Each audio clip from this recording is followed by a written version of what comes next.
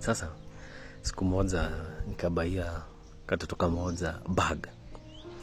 Katoto nkakuwa na bag. So kalikuwa kanateseka, kanakuja na bag zimeraruka. Sasa nikaona juu niko na bag extra, acha nimsaidie nayo. Sasa mimi nikaenda na home, the following day nikakaa na bag.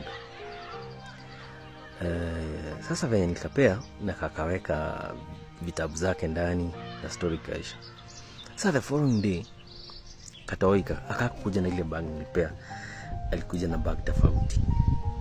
Sasa mimi nikakauliza, shida ni nini na bag nilikupea, mbona usitumie hiyo bag? Kakanyamaza. Nikakaita hapo nje nikauliza ni nini. Ile story kalinipea. Venye nikapea hiyo bag. Sasa sister yake alienda akachukua hiyo bag, ako high school, akaenda nayo shule boarding.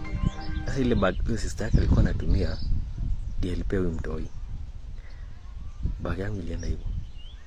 Sasa I think nikapewa bag mzuri sana mpaka sister yake akasema hii iweze tumia, hii mimi nitakuwa natumia. Sasa venye story ilifika hapo ilibidi nikasema ni sasa nakujana na bag ya sister yake. So zile vitu watu wanapitia huku nje yani.